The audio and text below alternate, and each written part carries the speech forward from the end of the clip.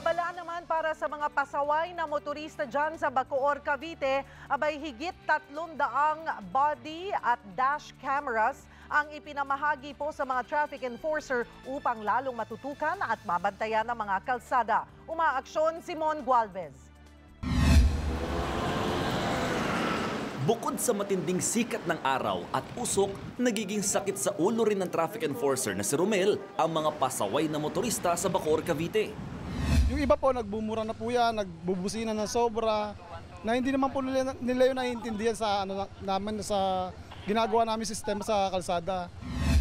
Bilang solusyon dito, inaprubahan ng isang city ordinance na nag-uutos na magsuot ng body camera ang mga otoridad doon. Mayroon din silang pin na may nakasulat, reminding you are on camera. Napakabigat kasi ngayon, di ba? Kung sino magsasabi ng totoo.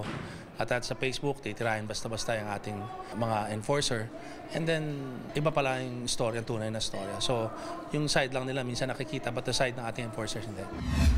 Sa tala ng Bacoor Police at City Admin Office, umaabot na sa 24 ang nirereklamong police at traffic enforcer mula Enero pa lang ngayong taon.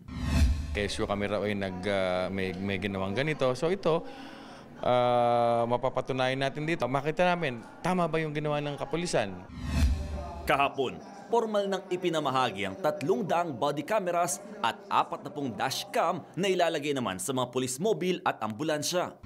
Kada matapos ang duty ng mga police at traffic enforcer na may suot na body camera at may hawak na dashcam, dito sa command center sila kailangan dumiretso para ma-review at maayos din makompile ang mga nakuha ng videos sa buong araw.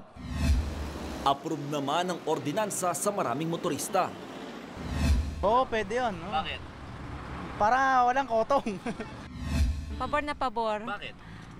For security purposes din. No? Let's say, nagdadrive ka para makita ko sino yung may mali.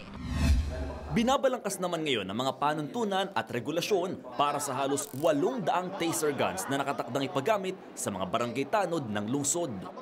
Umaaksyon, Mon Gualvez, News 5! Be sure to come back. Use 5 everywhere. Copyright 2016.